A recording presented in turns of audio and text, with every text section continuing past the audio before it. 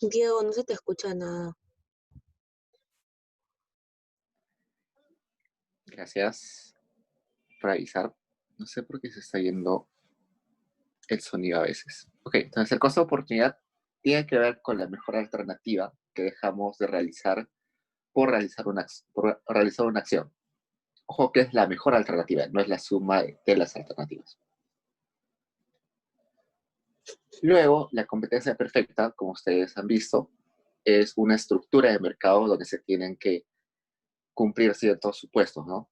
Atomicidad de agentes económicos, es decir, que hay un montón de compradores y un montón de vendedores, que no existan barreras a la entrada ni a la salida, es decir, que las empresas puedan empezar a producir ya, sin ninguna restricción, y cuando quieran salir del mercado, salgan de inmediato. Hay otros supuestos, como por ejemplo que los bienes sean homogéneos. Todas las empresas producen un bien idéntico, no se diferencian en nada, absolutamente en nada. Eh, Información completa e información perfecta, es decir, que todos los agentes económicos sepan exactamente las características de los bienes, sepan exactamente los costos de los bienes, eh, de modo que puedan comparar y puedan acceder a los bienes con toda la información posible. Costos de transacción cero, es decir, que no existan costos adicionales a los que están en el bien. Cuando yo compro un bien, lo único que voy a pagar por ese bien es lo que pago en el precio. Un costo de transacción adicional, por ejemplo, usualmente son los costos de contrato. Cuando yo compro una casa, no solamente pago el costo el precio de la casa en sí, sino tengo que pagar el costo de hacer los trámites, de pagar al notario, de pagar los impuestos por comprar. Esos son costos de transacción que en competencia perfecta no deberían existir. Y de seguro, dependiendo del libro que ustedes vean o revisen, puede haber algunos supuestos más incluidos. Luego, los costos, y bueno, decimos que en competencia perfecta, que con competencia perfecta llegamos a al mejor bienestar en una sociedad. Es decir, que si en una sociedad se logra implantar la competencia perfecta, todos los agentes económicos, tanto empresas y familias, logran su mayor bienestar. Sin embargo, esto es una utopía. Cumplir con todos los supuestos que tiene que tener la comunidad perfecta es básicamente imposible. Entonces, lo que podemos hacer posible es acercarnos a la competencia perfecta y en algunos casos hay que intervenir en la economía para acercarnos a resultados de competencia perfecta. Entonces, por ejemplo, la regulación, aunque, aunque muchas personas vean la regulación como algo malo, en realidad lo que hace la regulación es tratar de replicar un resultado de competencia perfecta en un mundo donde no hay competencia perfecta. Entonces, eso sería el concepto de competencia perfecta. Luego vayamos a los axiomas de las preferencias.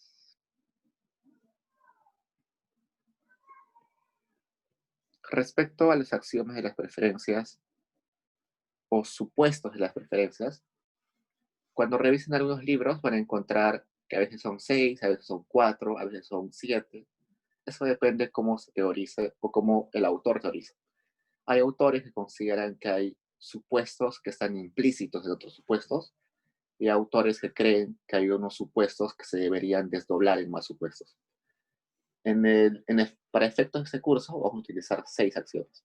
Es decir, cuando vean un libro y vean que son 4 axiomas, no es que esté mal el libro o no es que estemos mal nosotros en ese curso, sino que simplemente es una forma de ordenar los supuestos. A veces, por ejemplo, en algún libro eh, dicen de que la convexidad estricta no es necesaria porque ya está implícita en otros supuestos. Entonces, en este curso vamos a utilizar 6 supuestos. Voy a poner acá.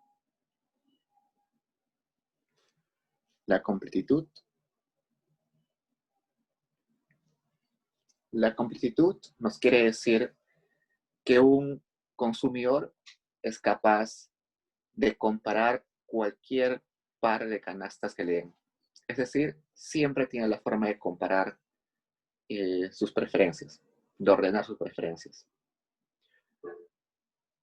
Preferencias no completas sería, por ejemplo, que una persona esté en el dilema de elegir dos tipos de carros y sea incapaz de elegir su preferido.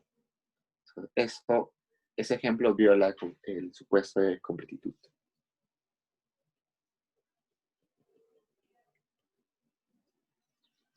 El supuesto de transitividad nos dice que si tenemos una canasta XA, que es preferida a la canasta XB, y que también tenemos una canasta XB, que es preferida a la canasta XC, si se cumple el supuesto de transitividad, se tiene que cumplir que la primera canasta XA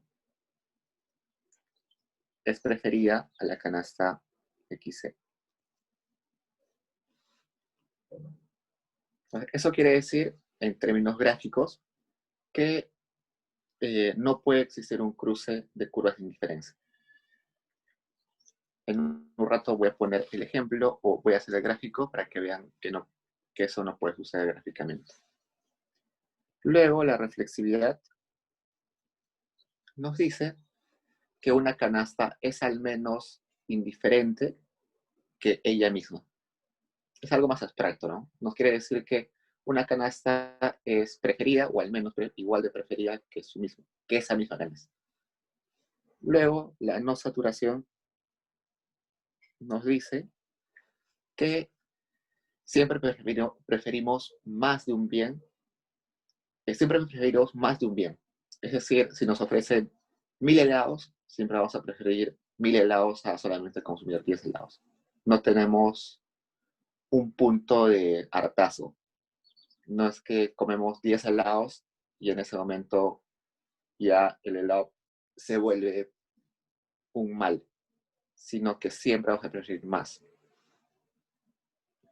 Luego, la continuidad nos dice que en términos ya más gráficos, que nuestras curvas de indiferencia siempre van a ser continuas, no va a haber cortes en ella. Eso quiere decir que hay ciertas canastas que siempre van a poder estar comparadas por una anterior de menor cantidad. También lo vamos a ver gráficamente luego.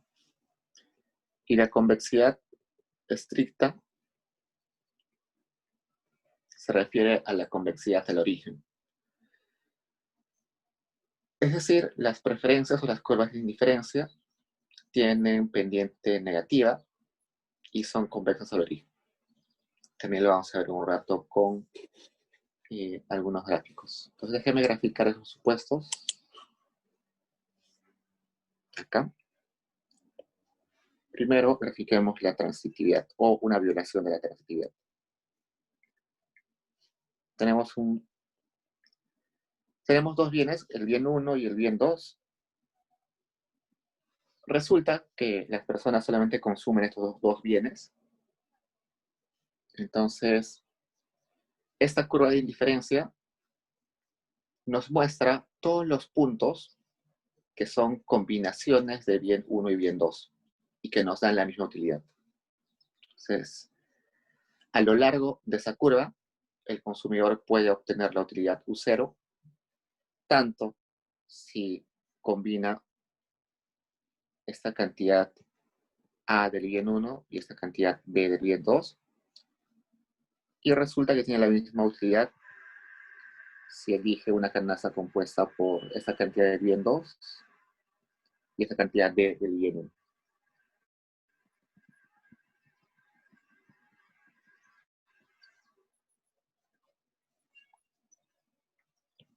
¿Por qué si dos curvas se entrecruzan estamos viendo el supuesto de transitividad? Veamos por qué.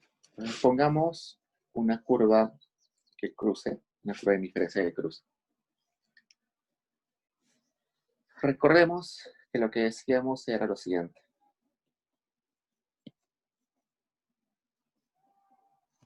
Teníamos dos canastas y estas dos canastas. Para que se cumpla la transitividad tenía que cumplirse lo siguiente.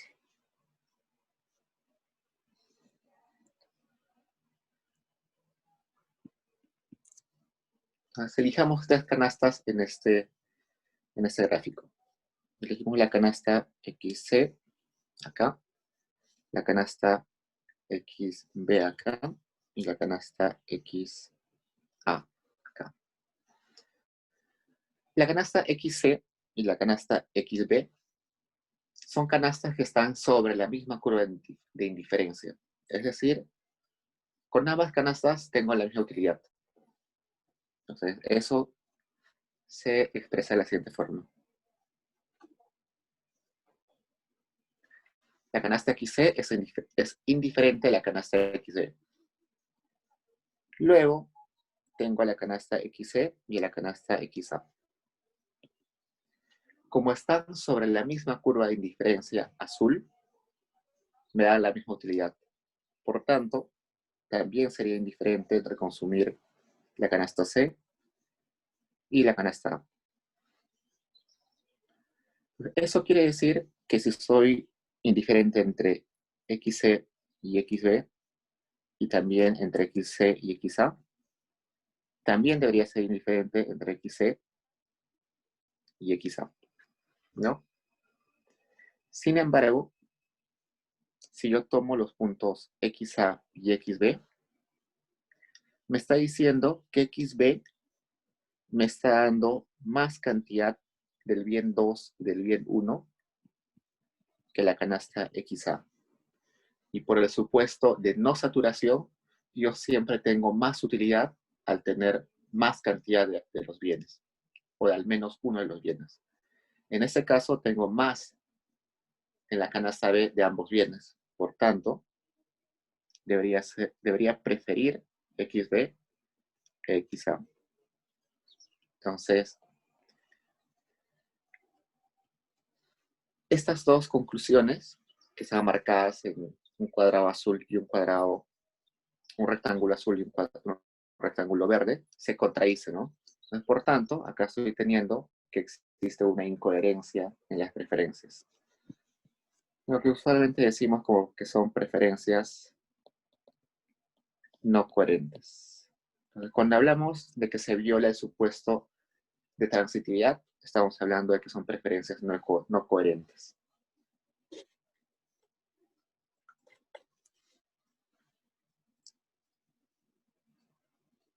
Entonces, ese creo que es el más difícil de los axiomas. Completitud es más teórico. La no saturación ya la hemos visto más o menos acá, cuando comparamos el XB con el XA.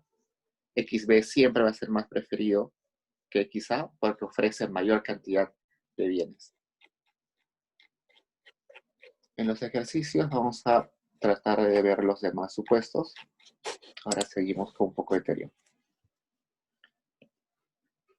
Luego, curvas de indiferencia.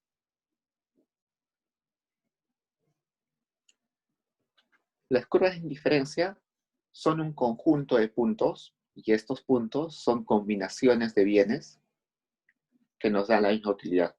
Como vimos acá, la curva de indiferencia roja era un conjunto de puntos y esos puntos son combinaciones de los bienes del bien 1 y del bien 2, de modo que esas combinaciones nos dan la misma utilidad.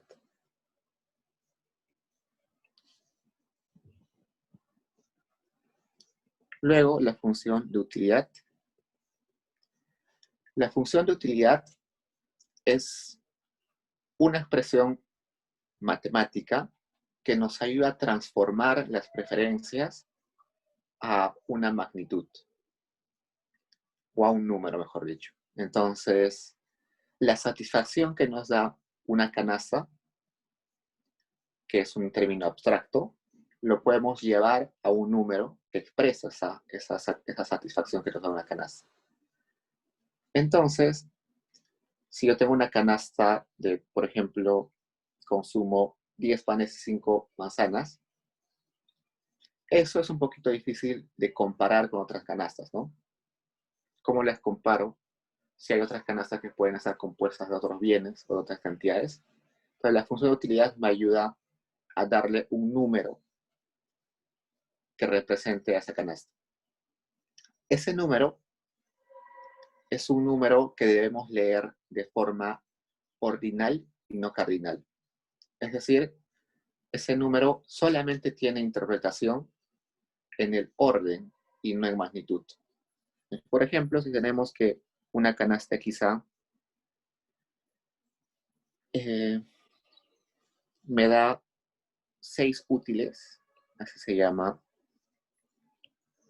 la magnitud o la unidad cuando aplicamos esto de la función de utilidad, y otra me da 7 útiles, perdón, o 12 útiles.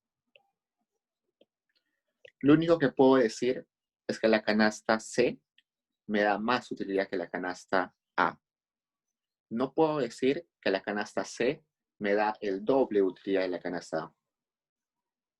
Solamente nos vamos a fijar en el orden. El que tenga un mayor número de útiles es aquel que me da más satisfacción, la canasta que yo prefiero, pero no quiere decir que soy el doble de satisfecho. El doble de satisfecho o la mitad de satisfecho. Eso no.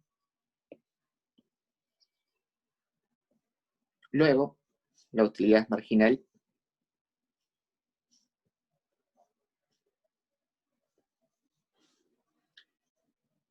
que matemáticamente es la derivada de la utilidad.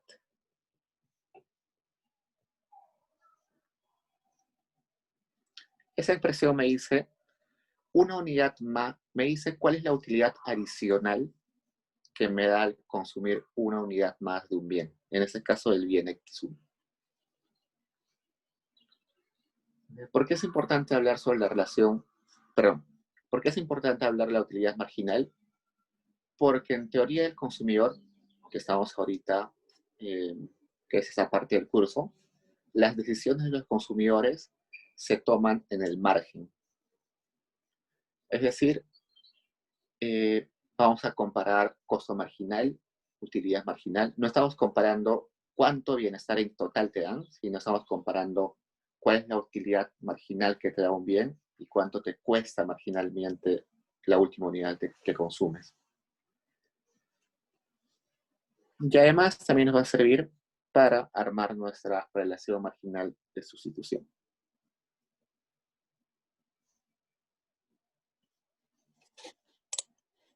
La relación marginal de sustitución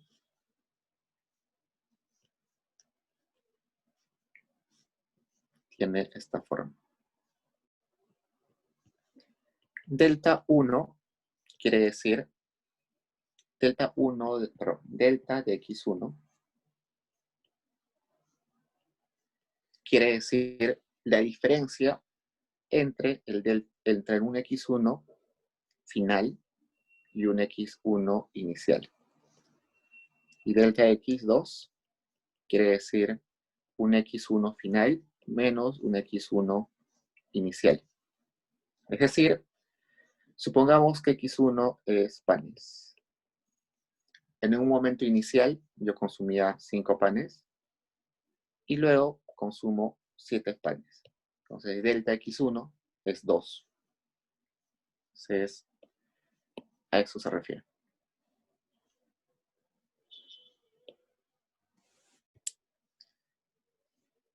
Esta expresión, que es menos delta x2 y entre delta x1, se aproxima cuando hablamos de cambios pequeños a la derivada de x2 respecto a la derivada de x1.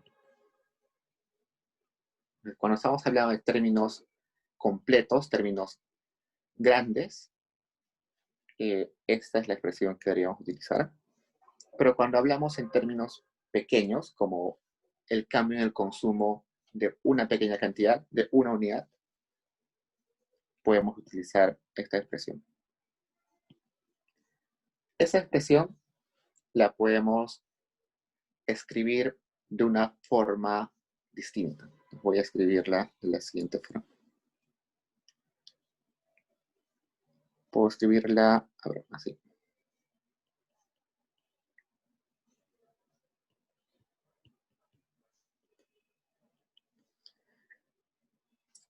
Y quizás puedo multiplicarle tanto en el denominador como en el numerador por derivada de u. Simplemente estoy multiplicando en el denominador y en el denominador por derivada de u. Y resulta que esto ya lo había definido acá, que era la utilidad marginal de x1.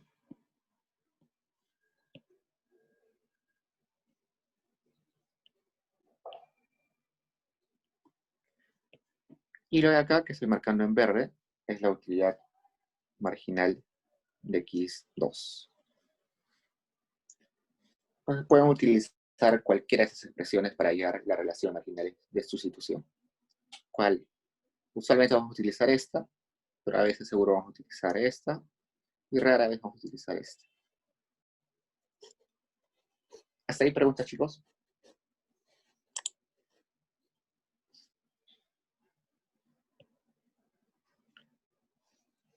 Finalmente, el último concepto que nos pide es el conjunto factible de consumo. Los consumidores, por nosotros mismos, por nuestras preferencias, que son no saturadas, consumiríamos todo lo posible y todos los bienes del mundo.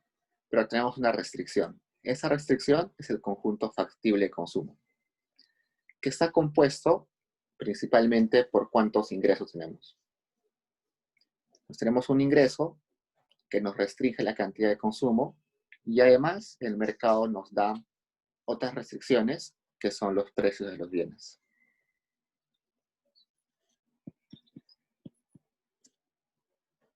Entonces nuestros ingresos deberían ser mayores o iguales a lo que gastamos en los bienes.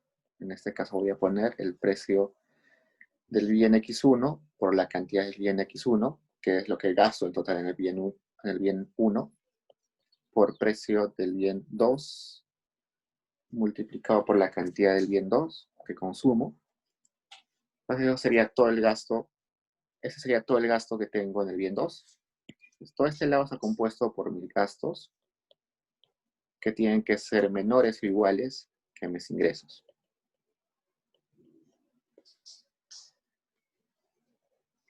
Eso quiere decir que si yo quiero consumir un bien, una canasta con bien 2 y bien 1, voy a estar restringido solamente a consumir ese conjunto de canastas que están dentro de ese triángulo.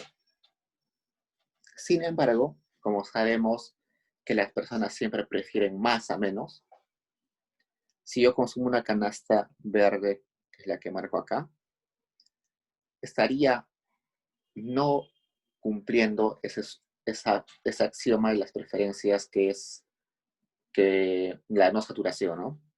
¿Por qué? Porque tengo la posibilidad en ingresos de consumir más y no lo estoy haciendo.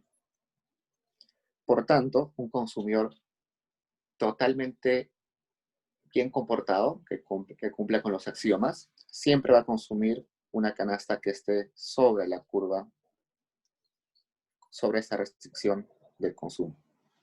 Entonces, para efectos de este curso, no nos vamos a dedicar a observar las preferencias que están dentro de este espacio, sino simplemente vamos a dedicarnos a las preferencias que están sobre la curva de indiferencia. Entonces, esa restricción que teníamos, que era ingreso mayor igual a los gastos, que era esta,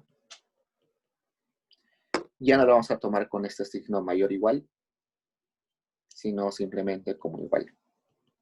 Porque solamente es de nuestro interés que el consumidor gaste todo su ingreso. ¿Hasta ahí preguntas, chicos? Tenía una consulta. Nos decía que, que era indiferente C, era indiferente A. No es lo mismo, puso como que unas llaves y otra vez puso C es indiferente a. ¿No debería ser B es indiferente a? ¿En cuál? ¿En este gráfico? En el gráfico que está, el primer gráfico, donde Eh, ya, a ver si te entiendo. Esta parte está bien. lo de abajo también está bien, pero o sea, al final pone que C es indiferente a. ¿No debería ser B es indiferente a? Lo que estoy haciendo es agarrar este C. Tienes razón. Sí. También. Ajá. Ujú, exacto. Ahí está. Gracias. Perfecto. Gracias por estar atentos.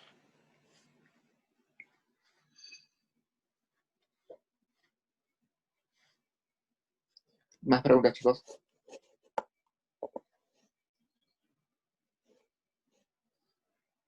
Acá, Shampoo me pregunta en qué supuesto es. ¿A qué te referías? Eh, ¿A qué momento de la explicación te referías, Shampoo?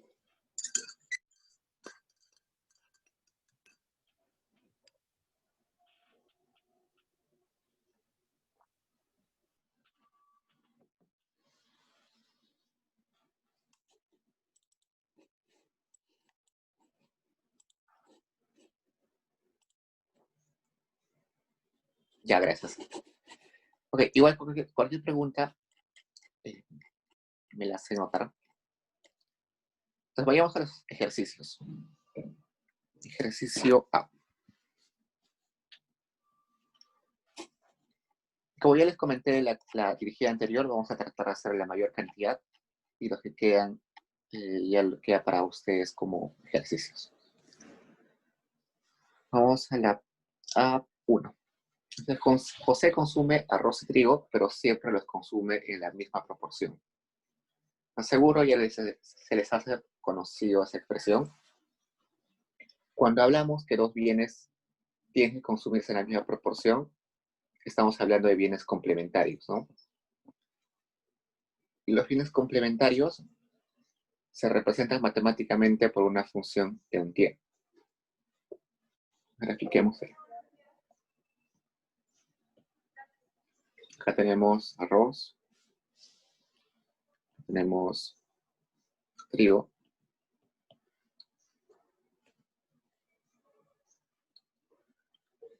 y la función Leontief tiene esta forma. Esta es una curva de indiferencia. Si dibujamos el mapa de curvas de indiferencia, tendríamos lo siguiente.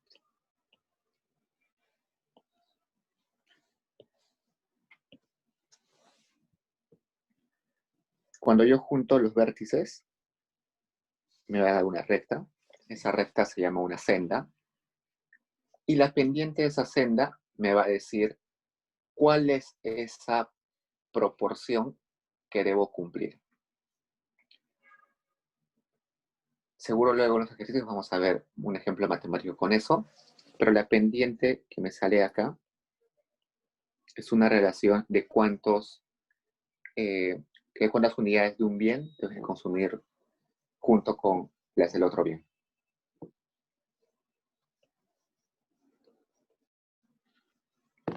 Luego la pregunta 2 me dice, María consume arroz y lentejas, pero las lentejas no aumentan su utilidad.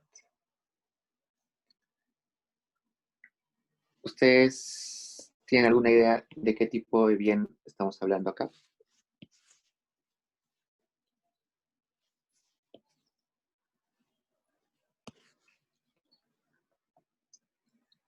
Voy a poner arroz.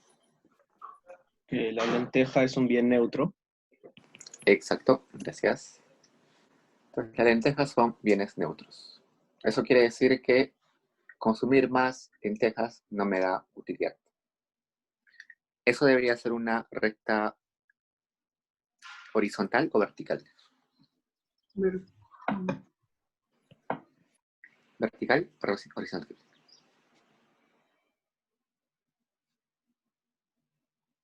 A ver, probemos con una vertical.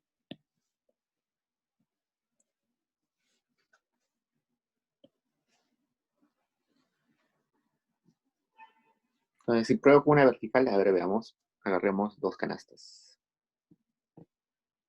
tengo una canasta con C unidades de lentejas y A unidades de arroz.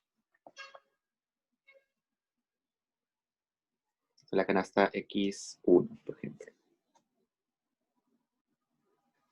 Y acá tengo una canasta X2, donde sigo consumiendo C lentejas, pero estoy consumiendo más arroz. Entonces estoy consumiendo más arroz, pero sigo en la misma curva de indiferencia. Eso me quiere decir que consumir arroz no me está dando utilidad. Eso no es lo que me dice el enunciado, ¿no? El enunciado me dice que la lenteja es la que da utilidad. Entonces puedo hacer dos cosas. Cambiar mis ejes. En vez de arroz acá, pongo lentejas. Y acá pongo arroz. Ahí sí, ¿no? En la canasta X1, cuando paso a la canasta X2, estoy consumiendo más lentejas, pero sigo sobre la misma curva de indiferencia. Es decir, consumir más lentejas no me está dando más utilidad. Vayamos al ejemplo 3, que dice, Pedro consume ropa y comida, pero una vez se consume cierta cantidad de comida, su utilidad solo aumenta si consume más ropa.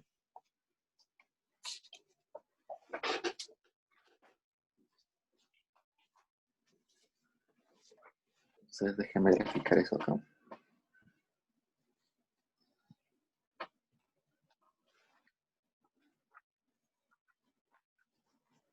Entonces dice, Pedro consume ropa. Miren un segundo.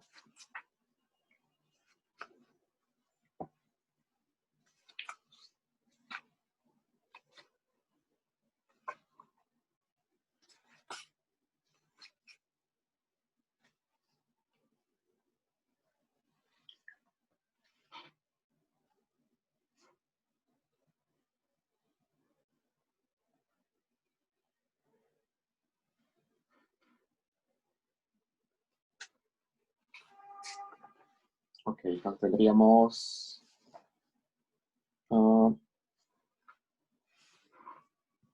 ropa y el otro es comida, ¿no?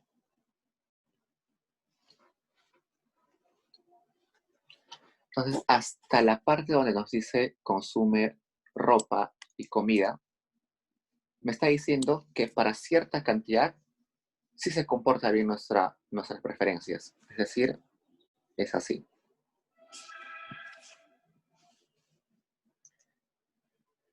Consume más ropa, tiene más utilidad. Consume más comida, tiene más utilidad. Pero llega un momento en que consume comida, supongamos en esa cantidad C de comida, y aumentar más comida no le da utilidad. Entonces sería así, una recta acá. Acá recto.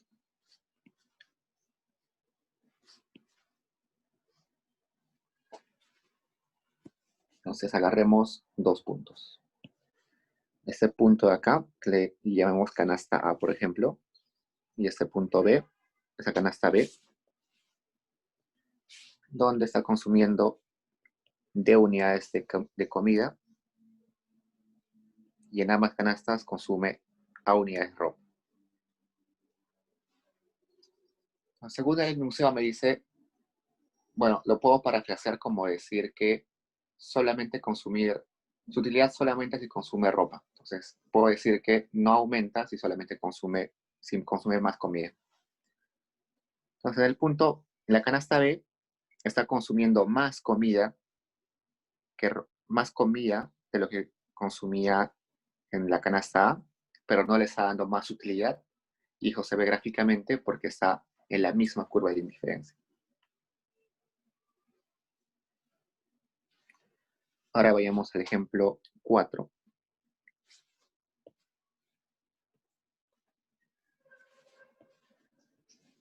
El ejemplo 4 me dice, Lucas consume vino y pan, pero desde cierta cantidad, consumir vino reduce su bienestar. Entonces, pongamos vino acá. Pongamos pan acá. Estamos de acuerdo en que para ciertas cantidades, tanto consumir vino y tanto consumir pan le da utilidad. Entonces se comporta de la siguiente forma. Se comporta bien las preferencias.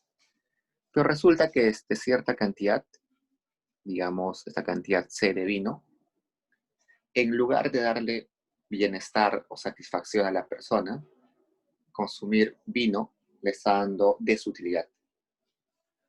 Entonces, en ese caso, debería ser así. Entonces, agarremos dos puntos.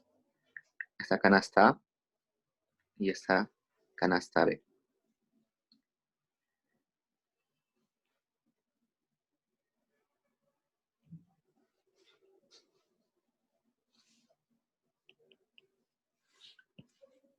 En la canasta A estás consumiendo C de vino y E de pan.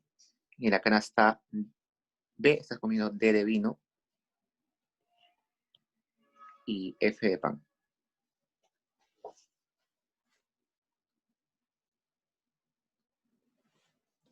Entonces, pasar de la canasta A a la canasta B me está diciendo que estoy consumiendo más de ambos bienes, pero sigo teniendo la misma utilidad.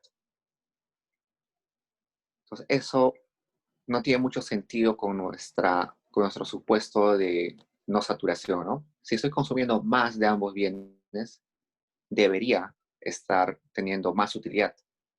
Pero acá me dice que consumo más de ambos bienes y sigo teniendo la misma utilidad, porque sigo en la misma curva de indiferencia. Eso solamente se explica porque uno de los bienes me da desutilidad y el otro me da utilidad, entonces está compensando y no estoy cambiando de utilidad. No estoy cambiando mi utilidad en eso inicial. La 5 y 6 queda para ustedes. Creo que la 5 y la 6 vino en una calificada del semestre pasado. ¿Hasta ahí preguntas, chicos?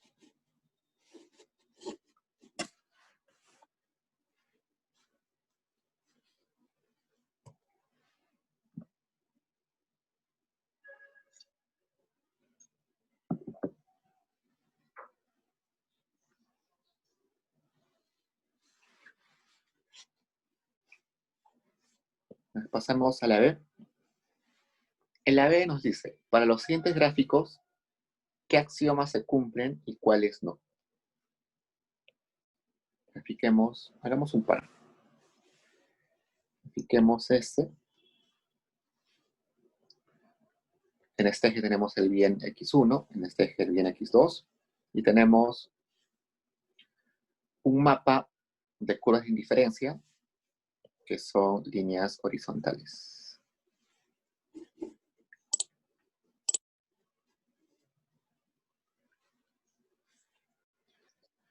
A ver, ahí puedo ver, por ejemplo, hagamos un repaso, ¿ya? ¿Qué supuestos? Completitud, sí se cumple porque tengo un mapa y curvas de indiferencia completo, así que sí se cumple completitud. Transitividad también se cumple porque las curvas no se están cortando. Reflexividad también se cumple. La reflexividad ya es un concepto más abstracto. Casi siempre se cumple. Y no saturación, veamos si se cumple o no se cumple. A ver, no saturación, agarremos dos puntos. Este punto XA y este punto XB. Como XA y XB están sobre la misma curva de indiferencia, el consumidor debería ser indiferente entre XA y XB. Sin embargo, mi supuesto de no saturación me dice que yo prefiero siempre consumir más. Y en este caso, mi canasta XB me está dando mayor cantidad del bien X1. Por tanto, según el supuesto de no saturación, yo debería preferir XB a XA, porque me está ofreciendo más cantidad al menos de uno de los bienes. Entonces, acá hay una contradicción. Y eso me lleva a decir que no se cumple el supuesto de no saturación. Sigamos viendo otros supuestos. Continuidad sí se cumple porque las curvas de indiferencia, cuando las vemos, son continuas, no tienen huecos. Y convexidad estricta no se cumple.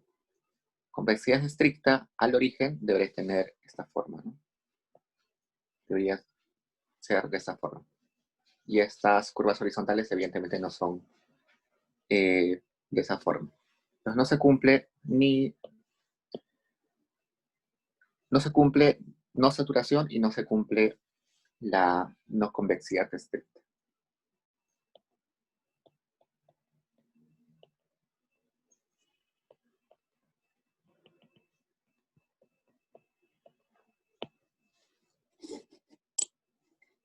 Hagamos, creo que el gráfico 2 ya está más intuitivo. Pueden quedar para ustedes. Hacemos ese y dejamos el otro. O hagamos el tercero, ¿no? El tercero tiene esta forma.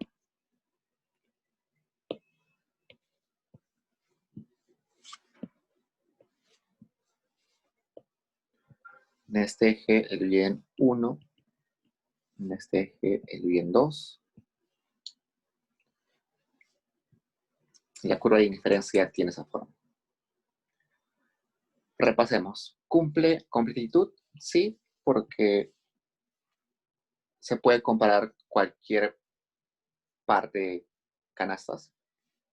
Luego, veamos qué supuesto más tenemos. Transitividad también se cumple, las curvas no se cruzan. Reflexividad casi siempre se va a cumplir porque es un término abstracto donde nos dice que la canasta es comparable a sí misma, si se cumple. Y veamos si se cumple la no saturación. Agarramos dos puntos, este punto A y este punto B. Como están dentro de la misma curva de indiferencia, diremos que la canasta A es indiferente a la canasta B, pero resulta que la canasta B me da mayor cantidad del bien 1 y del bien 2 que la canasta A. Por tanto, yo debería preferir la canasta B a la canasta A. Y lo mismo, ¿no? Acá hay una contradicción. Por tanto, no se cumple el supuesto de no saturación. Sigamos viendo más supuestos. El supuesto de continuidad, si se cumple, no hay huecos en nuestras curvas. Y convexidad estricta no se cumple, ¿no? La convexidad estricta me dice que nuestra curva debería tener primero pendiente negativa, que tiene pendiente positiva. Así que hasta ahí ya se está incumpliendo. Y bueno, el gráfico 2 queda para ustedes. ¿Preguntas hasta ahí, chicos?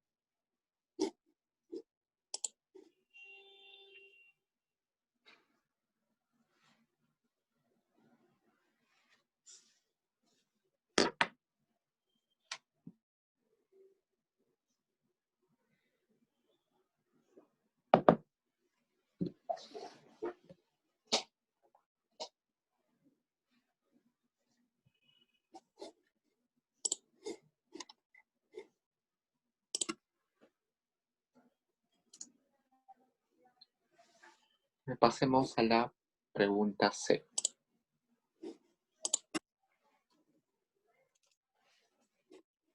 La pregunta C me dice, dadas las siguientes funciones de utilidad, grafique las curvas de diferencia y calcule las relaciones marginales de sustitución. Entonces empecemos. Hagamos unas cuantas. La 1 me dice que la utilidad depende de dos bienes, del bien Y1 y del bien Y2,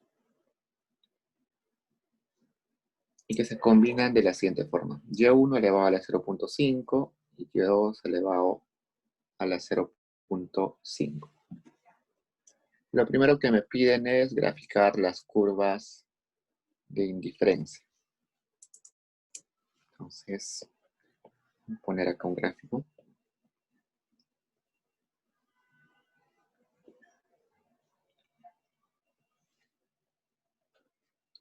Entonces, si yo no sé cómo graficar, no sé la forma funcional, lo que debo hacer es fijar una utilidad. Esta curva de utilidad lo que me está diciendo es que existe un mapa de curvas de indiferencia. Entonces yo solamente me dedico a observar una. Entonces digo que la utilidad, digamos una utilidad U0, debe cumplir esa combinación, ¿no? Como este gráfico que he puesto acá tiene el eje vertical al Y2, voy a despejar Y2. Entonces despejo Y2 acá. Sería que U0 entre Y1 a la 0.5. Pongo al cuadrado todo y tendría esto. Y esto ya es graficable, ¿no? Me está diciendo que U0, bueno, U0 es una constante porque dijimos que íbamos a fijar un número, cualquier constante, dividido entre un Y1. Entonces eso siempre va a ser de esta forma. Cualquier constante dividida entre un X o un Y siempre va a tener esa forma. De modo que esa curva nunca choque con ninguno de los ejes. Es decir, nunca va a chocar con el eje vertical ni con el horizontal. Bueno, ya hice la primera parte que me pidió, que es graficar la curva de indiferencia. Y ahora me dice calcule las relaciones marginales de sustitución. Entonces, esta curva que grafiqué está asociada a una utilidad U0, que es un número que yo puedo puesto al azar.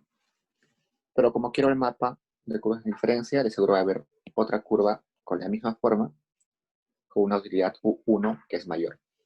Y así un mapa de curvas de indiferencia. Ahora calculemos la relación marginal de sustitución.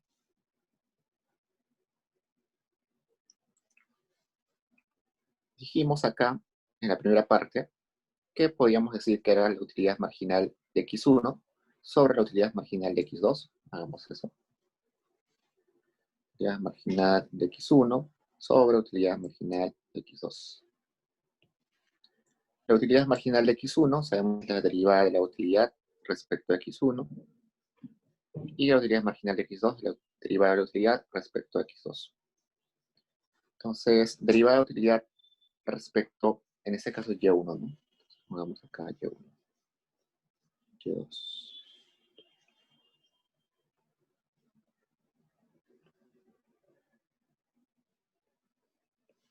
Respecto a Y1 sería 0.5, Y1 menos 0.5, Y2, 0.5.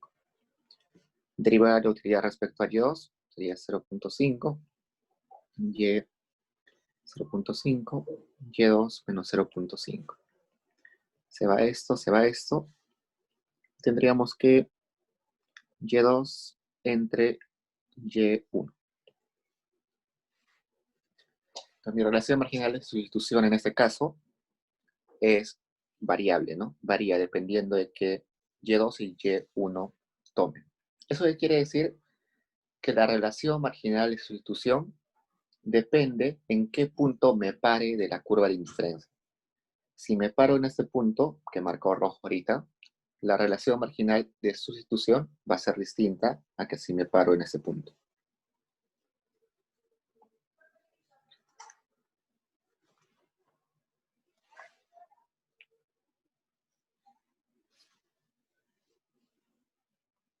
Dicho eso, pasamos a la 2.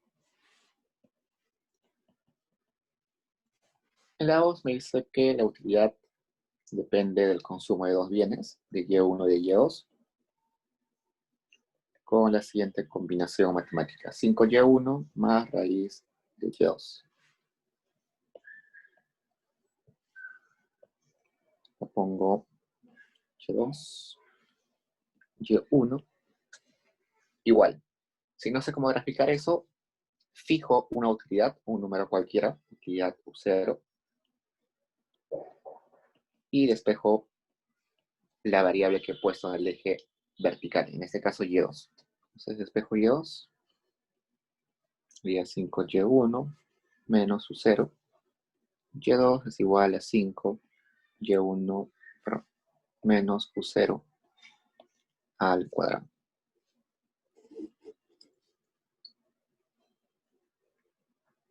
Entonces, ahí ya aparece una parábola, ¿no? Veamos cómo es eso.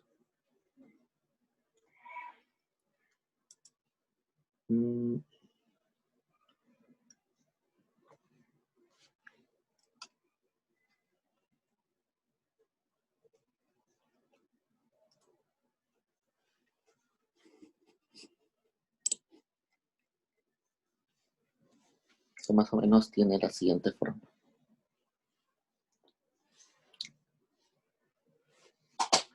Tendría esa forma, ¿no? Sin embargo,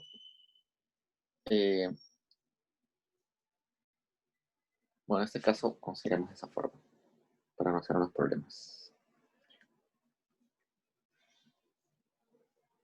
Ah, perdón, acá estamos mal.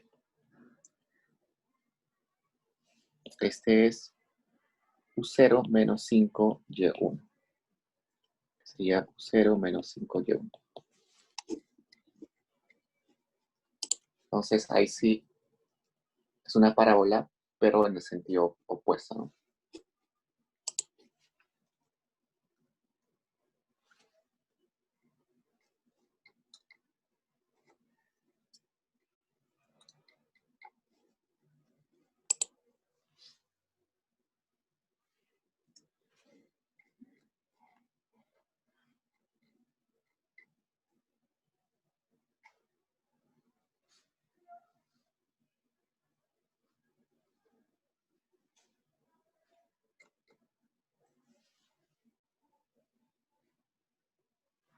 Es algo así.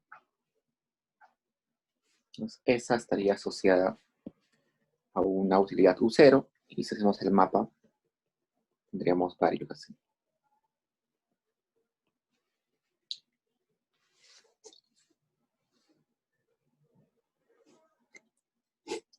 Dicho eso, hagamos lo que nos pide. Nos pide la relación marginal de sustitución, que dijimos que es utilidad marginal de Y1 entre utilidad marginal de Y2.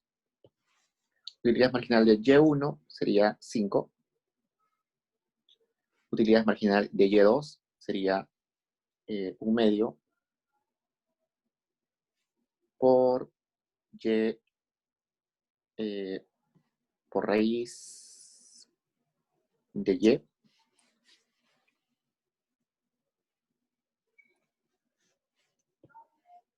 Espérenme.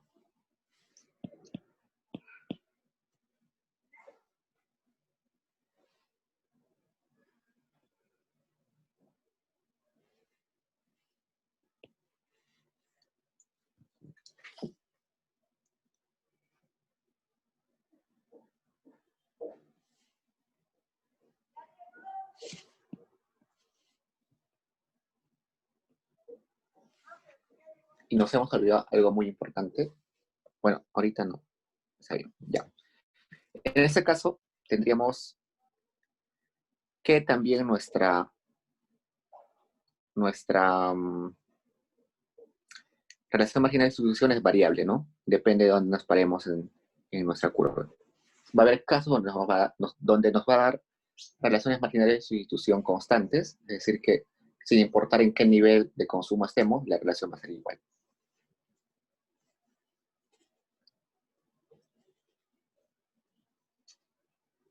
Luego pasemos a la 3,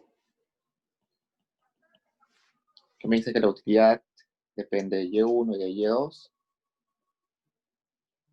con la combinación matemática de la función mínimo o Leontief con esta forma funcional. Resulta que cuando tengo una función mínimo, lo que tengo que hacer es hallar la pendiente de esa senda que les dije. Pues para hallar la pendiente de esa senda, igualo los argumentos que están acá adentro. Es igual 0.5 y1 es igual 0.6 y2. Entonces ahora voy a graficar. Acá tengo y2, acá tengo y1. Entonces, por ejemplo, si agarro, bueno, puedo despejar acá. Y2 es igual a 0.5 y1 entre 0.6. Lo mismo a decir 5 entre 6. Entonces, si yo grafico esa recta, voy a tener la senda de expansión. Por ejemplo, si y1 es 1, tendría que y2 es 5 sextos, más o menos acá. Si es 10, voy a tener que es 50 sextos. Sería por acá.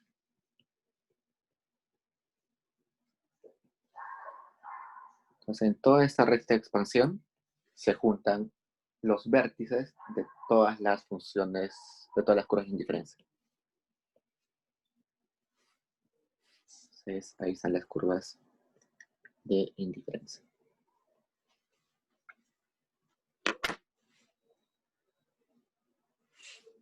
Ahora me piden hallar la relación marginal de sustitución. Veamos cómo se halla.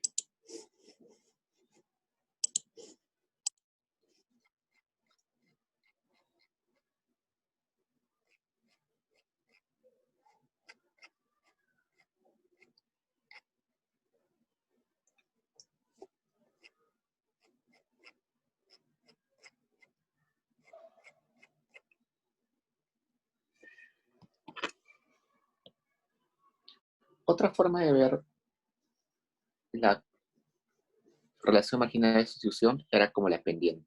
Regresemos acá para ver cómo se hace eso. Dijimos acá que la relación marginal de sustitución es igual a la derivada de x2 respecto a x1. Entonces, en este ejemplo, acá la relación marginal de sustitución es igual a la derivada de x, en este caso y2, entre la derivada de y1. Todo multiplicado entre menos. Entonces veamos qué sucede ahí.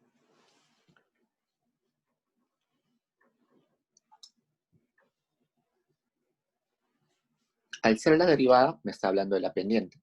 Es decir, tengo que ver cuál es la pendiente en cada uno de los tramos de esta curva. A simple vista, sucede lo siguiente. Acá la pendiente es infinito y acá la pendiente es 0. Entonces, la relación marginal de sustitución en el tramo horizontal, 0, y la relación marginal de sustitución en el tramo vertical es infinito. Y en el vértice, como sabemos, no existe derivada en una esquina, ¿no? Entonces no existiría la relación marginal de sustitución en ese vértice. Pero hagamos una visión más económica que matemática. Pues agarremos dos puntos en la sección vertical. Agarremos este punto A y este punto B.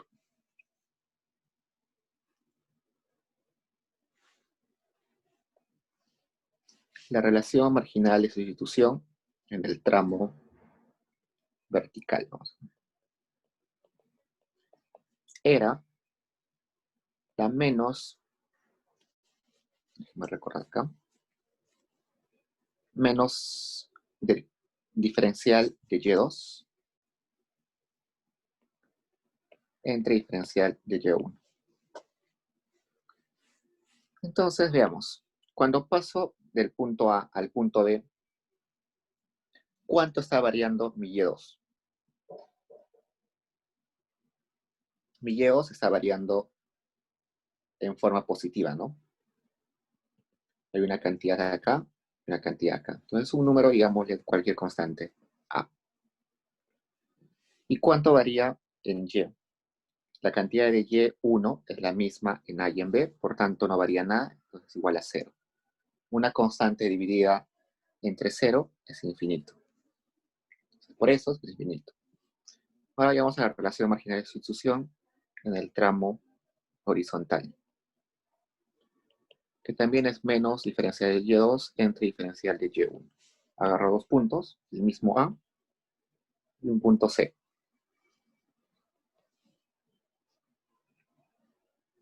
Cuando paso del punto A al punto C, ¿cuánto está variando mi Y2? Nada, ¿no? Entonces es 0. ¿Cuánto está variando mi Y1? Está variando esta cantidad, que es una constante, digamos, B. 0 entre cualquier constante es igual a 0. Entonces, la relación marginal de sustitución va a ser infinita en el tramo vertical,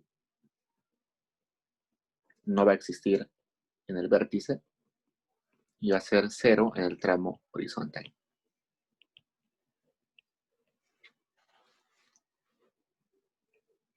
Hasta ahí preguntas, chicos.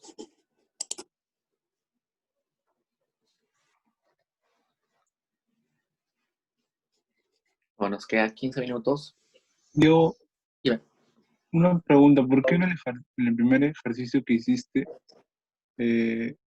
pusiste a la recta que pasa todas las curvas de indiferencia pendiente? En el primer ejercicio que hiciste. Este, No, en la A, ítem 1. ya dime, ¿cuál es tu pregunta? ¿Por qué en el ítem 1 hay como que una recta en puntos que dice pendiente? Claro, esa pendiente, dije que esa era una senda, ¿no? Es una senda que junta a los... Es una senda que junta a los vértices. La pendiente de esa senda me da información de las proporciones que debo respetar entre arroz y trigo. Por ejemplo, acá, uy, se me colgó la tablet. Bueno, acá sí, ya. Por ejemplo, acá, la relación es la pendiente de esa recta, es 5 sextos, ¿no? Eso me está diciendo de que, a ver, si graficamos eso de la siguiente forma, si despejamos eso sería 5 entre 6 Y1. Eso me está diciendo de que tengo que consumir 5 unidades del bien Y2 y 6 unidades del bien Y1. Esa pendiente me está dando la información de esa relación que debo respetar. Porque son complementarios. Es como decir, yo siempre tomo una taza de café con 2 cucharadas de azúcar. Si me paso a 3 cucharadas de azúcar, ya no me da utilidad. Entonces, esa relación que en ese caso del café y el azúcar es 1-2, una cucharada, 2 cucharadas de café, 2 cucharadas de azúcar y una de café, ¿no? Y una taza de café, es lo mismo que esto. Tengo que consumir 5 unidades del Y2 y 6 unidades del Y1. Esa pendiente me da esa información.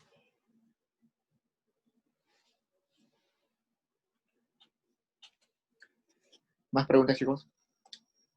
Entonces, de ahí la 4 de la C está muy similar a la 2. En la D prácticamente son los mismos ejercicios, pero ahora con constantes, ya sin números. En lugar de ponerles números, hemos puesto A, B o alfa, que les va a salir muy parecido. Y lo que me interesa es el ejercicio, o me interesa en realidad el E y el F. El E no lo vamos a terminar porque es muy extenso, así que lo dejamos mejor y vayamos al F. El F me dice, demuestra que la siguiente función es homotética. Entonces, la función nos dice que depende de x y de y, que es alfa x elevado a ese parámetro que no recuerdo cómo se llama. Y tiene esta forma adicional. Pues la clase pasada dijimos que una función era homotética si cuando escalábamos la función y trazábamos un rayo desde el origen, todos los puntos donde cortaba ese rayo a las diferentes curvas de indiferencia, se mantenía la relación marginal de sustitución. En términos matemáticos, eso se puede comprobar de la siguiente forma.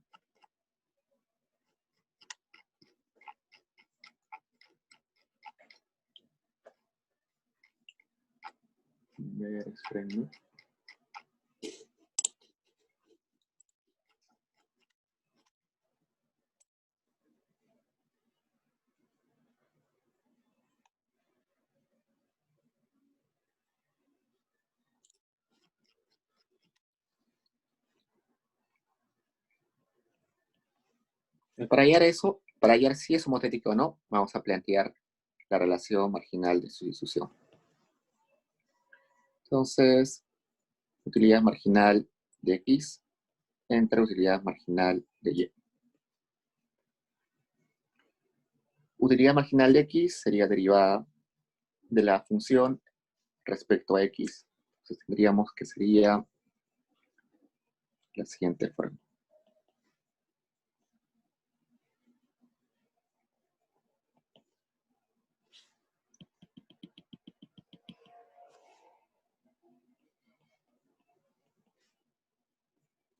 Y utilidad marginal de Y sería lo siguiente.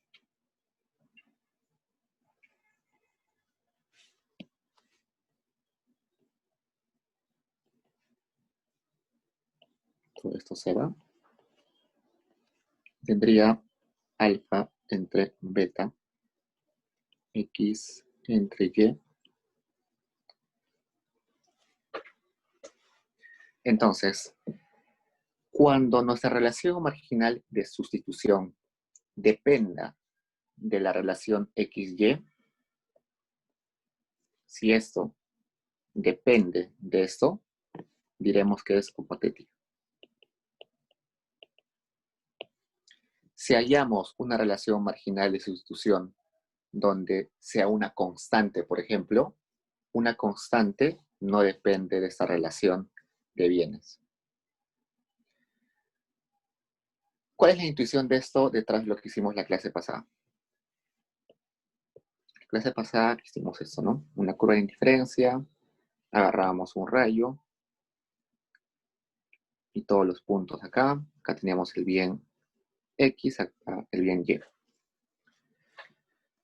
Esta relación XY, esa división, se refiere a los diferentes rayos. Este rayo que he marcado acá, en azul, la pendiente de ese rayo es X entre Y. No tiene que ver con esa fracción. Entonces, lo que nos está diciendo es que esta relación marginal de sustitución tiene que ser distinta para cada rayo. Entonces, si el rayo cambia, si esta relación cambia, la relación marginal de sustitución va a ser distinta. Acá tenemos una pendiente distinta, ¿no? Entonces, la forma matemática de demostrar que una función es homotética es decir que su relación marginal de sustitución depende de esa relación.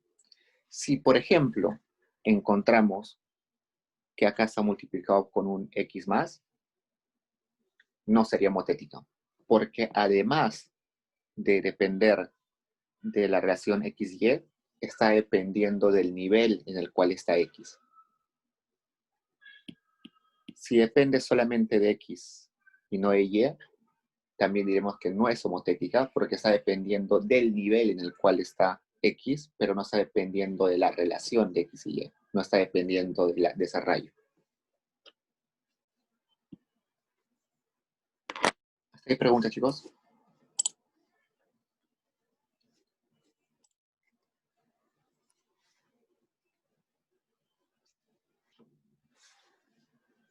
Entonces, todo lo que no hemos hecho, no hemos logrado hacer ahora, va a estar en el solucionario, así que no se preocupen.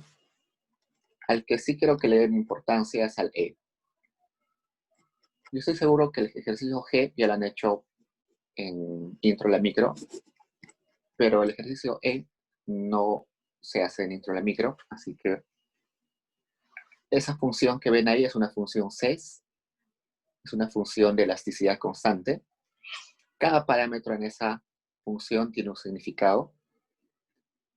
Esa es la función más importante en microeconomía.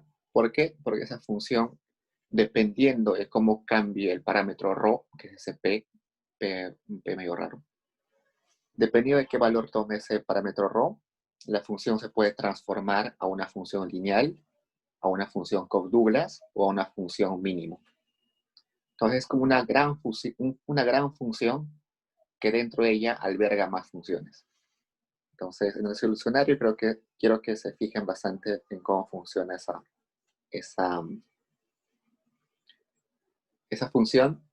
Y además esa función suele venir en las calificadas, porque es un poquito difícil de derivar. Así que denle un tiempo a repasar eso cuando se los mande el solucionario.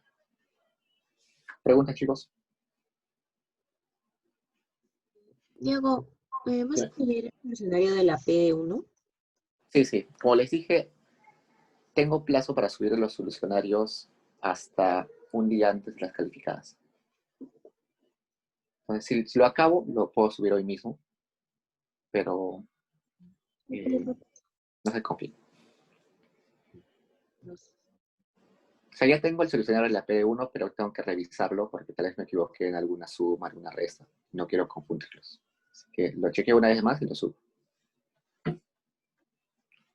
Vale, pues. Diego, Dime. ¿por qué si multiplicas esa función por x ya no sería motética?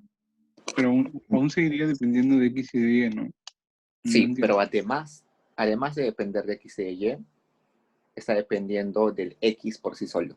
Pues, supongamos esto, ¿ya? X, Y.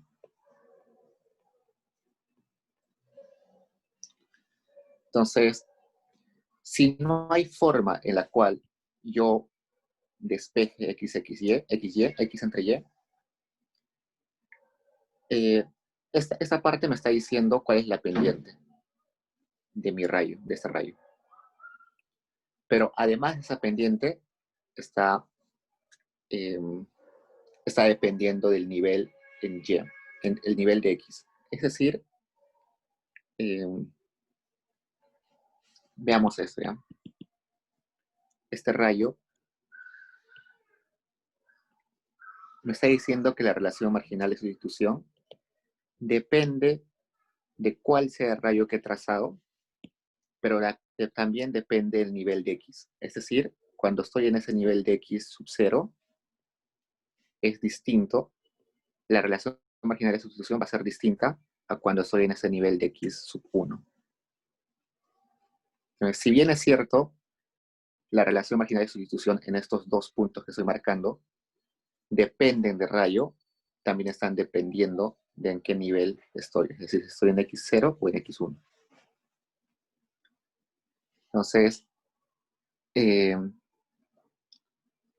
X entre Y tiene que estar elevado a un solo exponente. En conjunto tiene que estar elevado a un solo exponente. No puede estar elevado a la 1 normal. Pero si, por ejemplo, es X2 entre Y, ahí solamente podría despejar XY, que es la pendiente de ese rayo, pero además tendría que multiplicarle por X. Entonces, eso ya no sería homotético.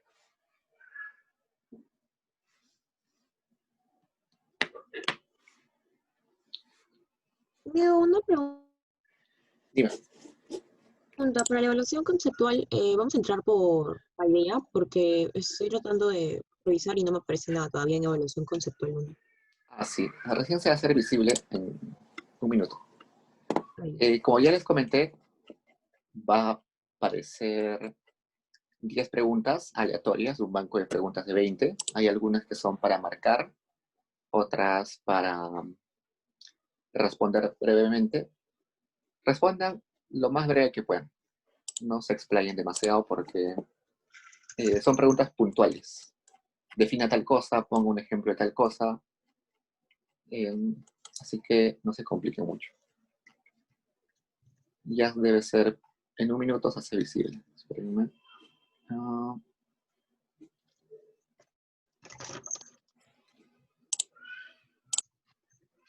¿Me avisan si se ve?